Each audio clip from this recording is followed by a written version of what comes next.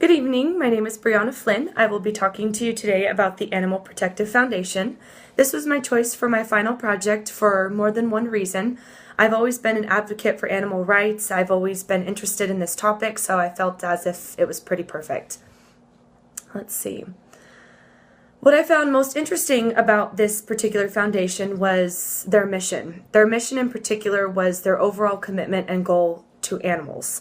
They wanted to make sure that animals who are homeless and who are strayed have a home and have love and have the opportunity to be adopted. This was something that sparked a massive awareness of overpopulation in the shelters as well. This is actually a goal of this foundation in order to reach society. A lot of shelters, I'm sure you've heard of the ASPCA, who has been overcrowded for years and years and years. Well, the Animal Protective Foundation is a little bit different than the ASPCA. They are a no-kill shelter, and they focus their full commitment on the animals. All of their proceeds and their donations, they live on their donations. They are all volunteers. They have never in their life asked the government for any assistance for this particular job. It's very interesting to see how volunteers truly care about animal rights and animals in particular.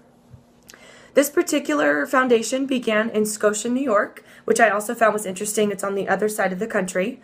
And it was, actually I found something directly taken from their website, which I found very, very interesting. The Animal Protective Foundation is a full-service humane society providing services to Schenectady, I don't know if I'm pronouncing that correctly, County and the Greater Capital Region since 1931 and has upheld the true mission of its founders. This was interesting because it has also been around since 1930, something that most foundations do not have. They have the experience, they have the backing of the history, which is also very crucial. One person in particular who I found very, very interesting to this foundation was an executive director.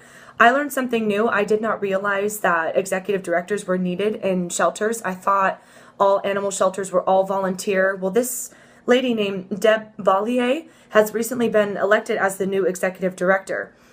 And how cool would that be to be an executive director of animal shelters, to know that you are the person who is making a difference and has that power to make these animals have a better home life and a better love overall.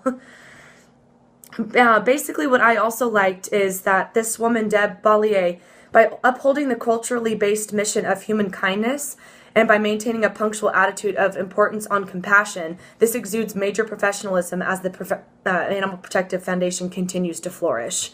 Without the proper kind of leadership, this is also what I wanted to bring in that was not in my particular summary, was how there are trait theories of people who are born to be leaders. And I do believe that this person, Deb Vallier, is born to be a leader. She associates herself with self-confidence, integrity, and major massive organizational skills. Without this, you cannot thrive, especially if you are dealing with animals. What I also found to be very, very interesting was the weakness of this foundation. As much as it hurts me to say, the overpopulation of animals has undoubtedly been the reoccurring theme of this issue.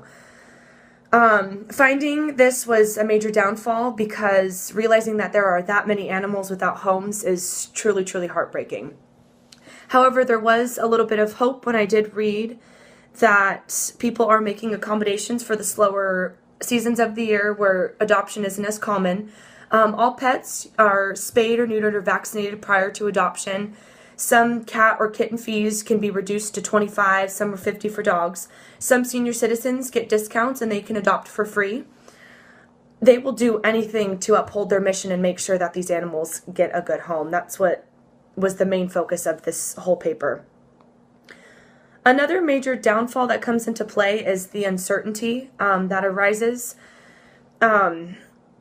How come their donations are their strength when the donations are also their weakness? How can you so solely depend on something that is always going to be an issue? Well, if there's always going to be an issue, there's always going to be people who want to help, and that's also what I found interesting.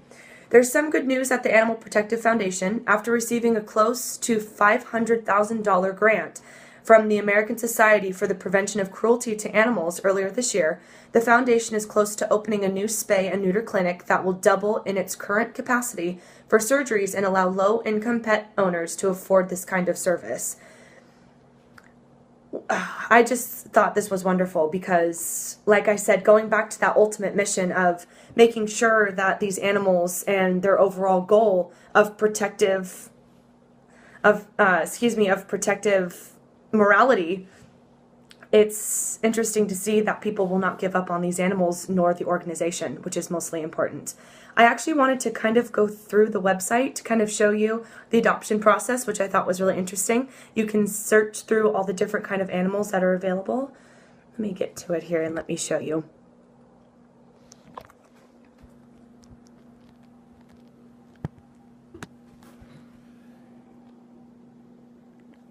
Oh, that's not going to work. Anyway, okay, sorry, I thought that was going to work better than it was. That's okay. I'll just explain it to you really quickly. The website actually shows the adoption process. It allows you to go through each individual animal and it shows their age, their name, their health, which I thought was really interesting because individuals have the chance to experience what these people have worked so hard to do and what they're upholding. So thank you so much for listening, and I hope you continue their mission as well. Thank you.